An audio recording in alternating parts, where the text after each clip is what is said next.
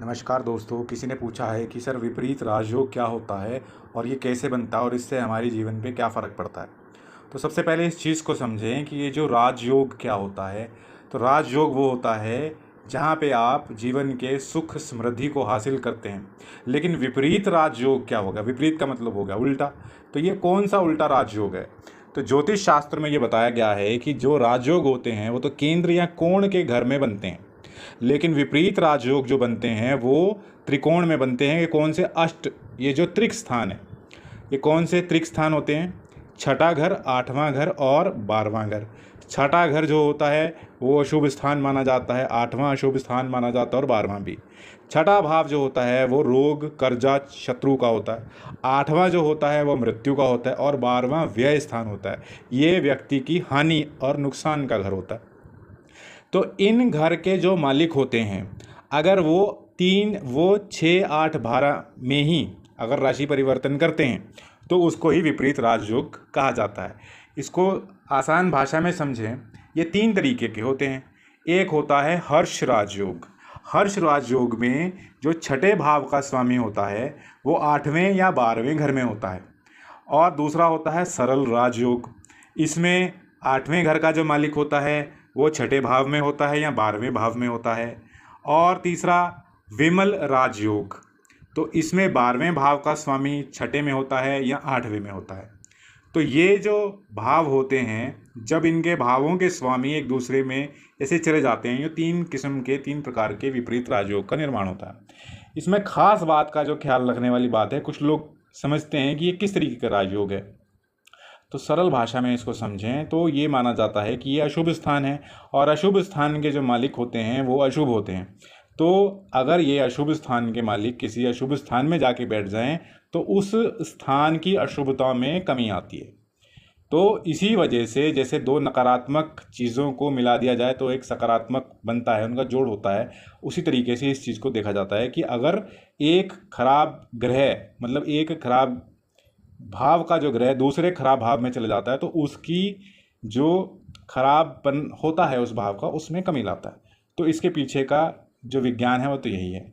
लेकिन इसमें कुछ चीज़ें समझने की हैं। अगर कोई भाव का जो मालिक है वो केंद्र या कोण के भाव का भी मालिक है तो वो विपरीत राजयोग वहाँ नहीं बनता। फॉर एग्जाम्पल, जैसे आप ये सिंह लगन की जन्मपत्री में जो पंचम भाव में आपकी आती है धनु राशि और अष्टम भाव में आपकी आती है मीन राशि।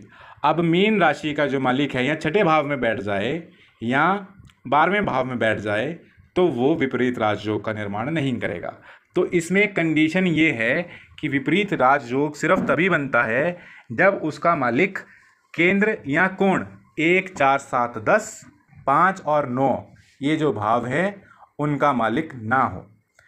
तो 2, 3, 6, 8, 11, 12 इन भाव का मालिक हो तो बन सकता है। अब बात आती है मेरे प्रैक्टिकल अनुभव की कि मैंने प्रैक्टिकली इन चीज़ों में क्या देखा है। तो मैं यही कह सकता हूँ कि विपरीत राजयोग एक तरीके का ऐसा राजयोग है जैसे सही दिशा में राजयोग बनता है। देखो, आप ये देखो कि राजयोग का मतलब आदमी राजा।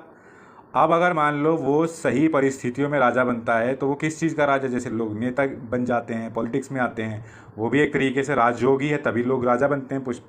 अगर पुराने ज़माने की बात करें तो अगर लोग ऐसे ही राजा बनते थे। लेकिन अब वो लोग भी होते हैं जो कि गलत जगह पे होते हैं, जैसे आपराधिक, अब कई लोगों के ग्रुप होते हैं, गैंग्स होते हैं जो कि राजा तो होते हैं लेकिन वो सामान्य वातावरण में वो राजा नहीं होते। कहने का मतलब है कि आप समझ ही रहे हैं मैं क्या कहना चाहता हूँ। जैसे 1-2 लोग हैं, एक तो फौज में है, एक व्यक्ति भी किसी संगठन का मालिक है लेकिन वो संगठन लोगों के खिलाफ काम करता है, आतंकवादी संगठन भी कहा जा सकता है। तो किसी का विपरीत राजयोग बहुत ज़बरदस्त है और किसी का जो सही राजयोग है वो ज़बरदस्त है। जो सही राजयोग है वो आदमी तो किसी या तो नेता बन जाता है या किसी भी संगठन का जो सामाजिक दृष्टिकोण से सही है तो उसकी टॉप पोजीशन में पहुंचता है।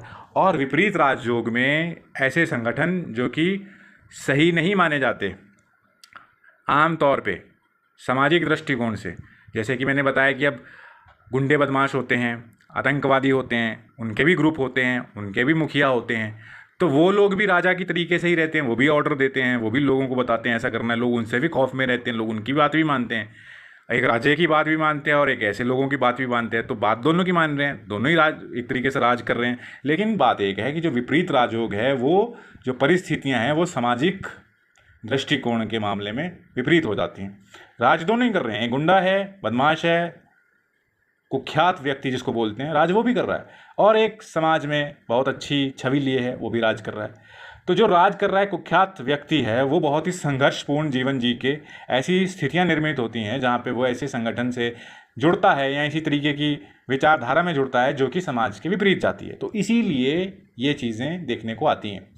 तो राज जो दोनों करते हैं, एक अच्छा आदमी भी करता है, बुरा आदमी भी करता है, बस वो सामाजिक परिप्रेक्ष्य अलग हो जाता है। तो ये विपरीत राजयोग है। तो विपरीत राजयोग को लेकर बहुत आदमी वैसे खुश नहीं होना चाहिए किसी को, क्योंकि विपरीत राजयोग अगर सुख देता है तो सुख से पहले बहुत सारी चुनौतियां लेके आता है जीवन में। अगर सरल या राजयोग होता है, जो स्वाभाविक राजयोग होता है, उसमें चुनौतियां कठिनाइयां ना के बराबर होती हैं, शून्य के बराबर होता है, सब कुछ सजा सजाया पका पकाया मिल जाता है।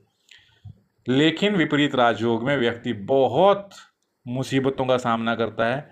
अगर वो सही दृष्टिकोण में, सामाजिक दृष्टिकोण में, सामाजिक परिप्रेक्ष्य में सही दिशा में भी आगे बढ़ता है, राजा बनता भी है, तो बहुत मुश्किल और कष्टों से। तो ज़रूरी नहीं है जो विपरीत राजयोग होगा वो आतंकवादी संगठन का ही मुखिया होगा, ऐसा कुछ नहीं है। ऐसा पॉसिबल हो सकता है, लेकिन वो सही समाज में भी उच्च पद पर पहुंच सकता है, पोजीशन पर पहुंच सकता है, लेकिन वो उसको आसानी से नहीं मिलेगा। फिर उसके लिए उसे बहुत मेहनत करनी पड़ती है, और बस चुनौतियों का सामना करते करते वो व्यक्ति सफलता की ऊंचाई तक पहुंच ही जाता है। तो बस ये है विपरीत राजयोग की कहानी।